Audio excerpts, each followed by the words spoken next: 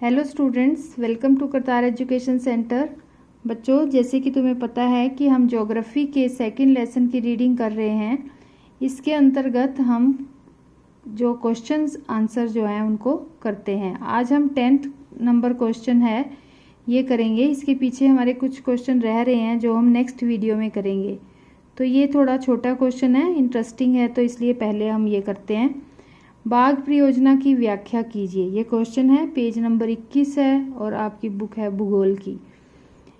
बाघ परियोजना क्या है? ये बाघ परियोजना सरकार के द्वारा चलाई गई परियोजना है ताकि वो बाघ की आबादी को बरकरार रख सकें, बाघों की संख्या को बचा सकें और राष्ट्रीय धरोहर के रूप में बाघ जो हैं उनको बचाने की कोशिश की गई है। यहाँ से इसका उत्तर स्टार्ट होगा। वन्य जीवन संरचना में बाघ यानी कि टाइगर एक जंगली जाति का प्राणी है। तुम्हें पता ही है, ये जंगलों में पाया जाता है। 1973 में अधिकारियों ने ये पाया कि जो बाघ की संख्या है वो कम हो रही है। ये 55,000 से कम होकर 1827 रह गई है। क्यों कम हो रही थी? क्योंकि बाघ को मार कर उसका व्यापार किया जाता था। उसके जो रहने का स्थान था, उसके जंगल वो ख़त्म हो रहे थे। उसको भोजन नहीं मिल रहा था, यानी कि जिन जंगली उपजातियों को बाघ खाता है वो कम हो रहे थे और लोगों की संख्या भी बढ़ती जा रही थी, जिससे कि बाघों की संख्या कम हो रही थी। बाघ की खाल का व्यापार किया जाता है, उसकी हड्डियों का देशों के अंदर औषधि मतलब दवाइयाँ बनाई जाती हैं, पुराने परंपरागत दवाइयाँ बनाई जाती हैं, जिससे कि बाघ का विलुप्त होने का यानी कि धरती से इस जाति का ही खत्म होने का खतरा हो गया था। भारत और नेपाल जो हैं वो दुनिया की 2/3 बाघ जो हैं वहाँ पर रहते हैं, यानी कि उनके जंगलों में रहते हैं, भारत और नेपाल के।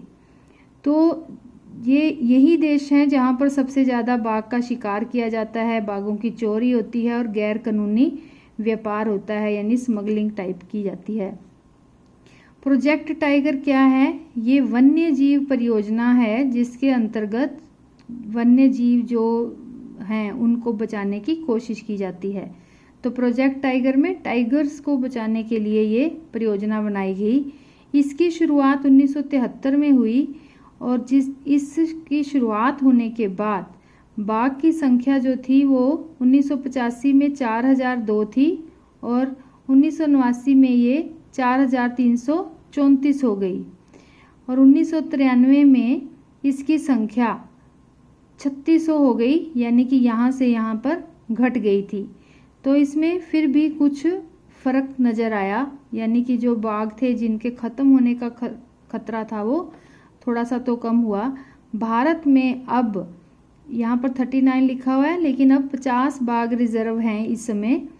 बाघ संरक्षण मात्र एक संकटग्रस्त जाति को बचाने की कोशिश नहीं है, बल्कि ये इसके साथ साथ दूसरी जैव जातियों को भी बचाया जाता है। भारत के अंदर कौन कौन से ऐसे बाघ प्रोजेक्ट हैं, टाइगर प्रोजेक्ट हैं? उत्तराखंड के अंदर कॉर्बेट, पश्चिम बंगाल में सुंदरवन राष्ट्रीय उद्यान, मध्य प्रदेश में बांधवगढ़, राजस्थान में सरिस्का, असम में मानस और केरल में पेरियार। ये पेपर में ये वाले जो बाघ प्रोजेक्ट कहाँ कहाँ हैं तुम्हें मैप में पूछे जाते हैं, तो तुम्हें मैप में इसका निशान लगाना होता है। तो तुम कैसे कर सकते हो?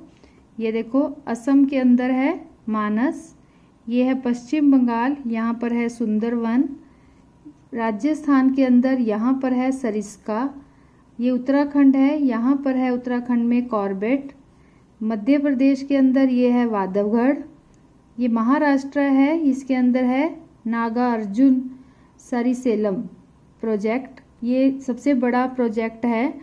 और यहाँ पर केरल में यहाँ पर है पेरियार। ये सारे जो हैं ये बाघ परियोजनाएं हैं। तो ये तुम्हें नक्शे में तुमने याद करनी है कि कहाँ कहाँ पर ये हैं। इस क्वेश्चन को तुमने शॉर्ट में चार्ट बनाना है ऐसे। टाइगर प्रोजेक्ट 1973 में देखा गया कि इसकी संख्या कम हो रही है, 55,000 से 1837 हो गई। और क्या कारण थे? बाघों को मारा जा रहा था, खाल का व्यापार हो रहा था, जंगल खत्म हो रहे थे, भोजन खत्म हो रहा था, दवाइयाँ बनाने के लिए इनको मारा जाता था और मानवों की जनसंख्या बढ़ रही थी।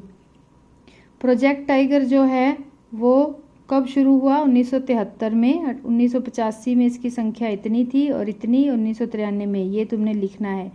अभी बाघ रिजर्व कितने माने गए हैं? हो गए हैं 50।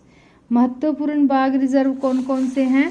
ये तुमने एक लिस्ट बनानी है पूरी, इसको याद करना है और उसके साथ ही ये तुमने इस नक्शे में इनको निशान लगाकर ये सारे याद करने हैं कि कौन कौन सा जो टाइगर प्रोजेक्ट है कहाँ कहाँ है। पेपर में इसमें से एक ना एक ज़रूर हर साल पूछा जाता है, तो तुमने साथ के साथ मैप याद करना है और कहाँ पर कौन से प्रोजेक्ट है इसको भी याद करना है। इसके साथ ही ये क्वेश्चन ख़त्म होता है। Thank you, have a nice day, God bless you all.